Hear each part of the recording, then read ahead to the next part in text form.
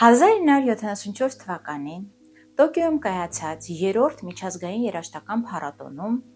լավագույն կոմպոզիտոր է ճանաչվում մեր հայրենակիցը։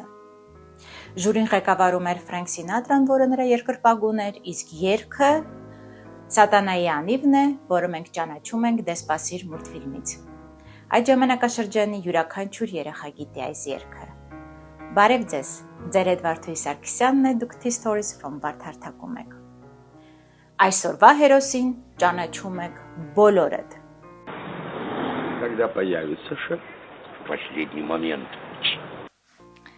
Խոսքս իր ծննդավայրի նման արևային ու լուսավոր մարդու Արնո Բաբաջանյանի մասին է։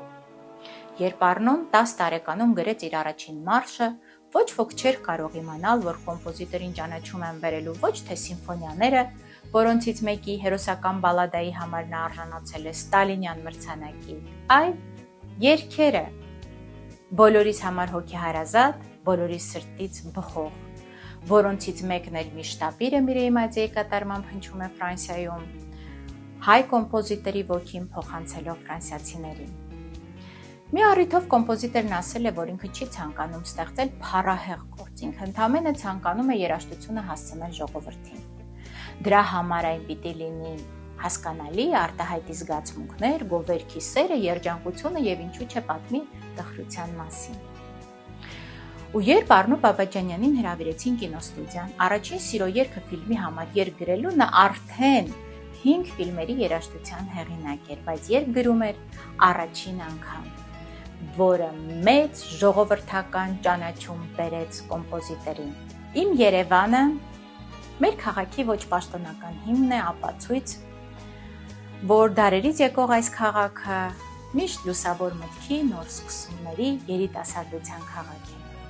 Ու հնարավոր չէ պատկերացնել Երևանը առանց Արնո Բաբաջանյանի երաժշտության։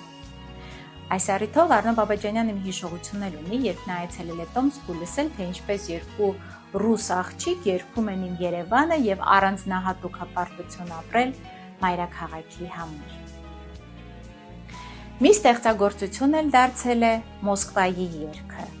1964-ին հետաքրքիր տրիո է ձևավորվում։ Կոմպոզիտոր Արնո Բաբաջանյան, բանաստեղծ Ռոբերտ Ռաժդեստվինսկի եւ երգիչ Մուսլիմ Մագոմաև, ընդ որում վերջինիս նկատում է նրա կինը Թերեզա Սոկրատովնան, դաշնակահարուհի երգեհոնի մեծ վարպետ, եւ հեռուստացույցով պատահաբար լսելով երիտասարդ երգչի կատարումը, իր ամուսնուն ասում է, որ հենց այս երգչին է տեսնում Արնո Բաբաջանյանի երգերի կատարող։ Հաջորդ օրը Մուսլիմը Բաբաջանյանի տանն էր, ու այս տրիոյի ստեղծագործությունն է դառնում աշխարհի լավագույն քաղաք երգը, որի մասին Ռոբերտ Ռաժդեստվինսկու աղջիկը հետաքրքիր հիշողություն ունի, որ Բաբաջանյանը արդեն ձայնագրված երաժշտությամբ եկավ իրենց տուն ու իրենք մի ամիս շարունակ ստիպված էին լսել երաժշտությունը, մինչև գրվեցին բառերը եւ այն դարձավ երգ։ Այս տրիոյի ստեղծագործություններից մեկն էլ գեղեցկության թագուհին է, Twist, ստեղծված Խրուշչովյան ժամանակաշրջանում, երբ ավանգարդիզմը չէր խրախուսվում, երբ արգելվում էր ջազը, իսկ ամբողջ սովետական միությունը պարում էր Բաբաջանյանի Twist-ը։ Это же вам не лезгинка, а твист. Показываю все сначала. Носком правой ноги вы давите окурок. Вот так. Оп, оп, оп, оп, оп, оп, оп. Второй окурок. Второй окурок. Вы давите носком левой ноги. А теперь оба окурка вы давите вместе. Оп, оп, оп, оп. Կոմպոզիտորի ամեն մի երգ դարձել է ժողովրդական, որը իմ կարծիքով ամենամեծ ճանաչումն է։ Ու չնայած կոմպոզիտորը չէր ցանկանում ստեղծել փառահեղ գործեր, բայց նրա ամեն մի երգ այդպիսին է։ Այնտեղ չկա ոչ մի ավելորդ նոտա, ամեն ինչ համաչափ է ու մտածված։ Ու դժվար է պատկերացնել հայկական որևէ ուրախառիթ, երբ չհնչի Երևանի սիրուն աղջիկ ունքերդ կամար։ Իսկ բոլորիս կողմից սիրված ֆիլմի «Հարսնացություն հյուսիսից» երաժշտությունը, երգերը նույնպես կոմպոզիտորինն են, որը կատարում է նրա տղան Արա Բաբաջանյանը։ Ժամանակակիցները պատմում են, որ կոմպոզիտորը շատ լավ շախմատ էր խաղում։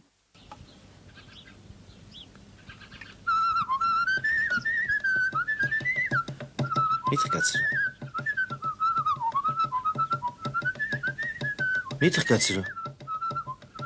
թխկացրում եմ ասում։ Խանգարում եմ։ Չեմ իպարել բռնի, խաղում ես աղա։ Բայց Տիգրան Պետրոսյանի հետ կոմպոզիտորը միշտ խաղում էր նարդի, ասելով, որ շախմատի չեմպիոնը խաղում է նարդու չեմպիոնի հետ։ Տաղանդավոր երաժիշտը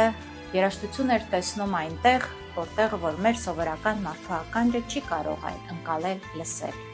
Ու այդ դեպքում նա գրպանից հանում էր կանոնն ու մատիտը, արագ գծում 5 գիծ ու գրում երաժշտություն, որը հետո դառնում էր հանրաճանաչ։ Մի առիթով Արնո Բաբաջանյանը իր ուսուցչի Արամ Խաչատրյանի մասին պատմել է, որ նա միշտ իր ուսանողներին խորհուրդ էր տալիս, որպեսզի նրանք մոտ մնան հայկական երգի արմատներին, ասելով, որ այս ամենը յուրահատկություն ու ինքնատիպություն կտա երաժիշտներին։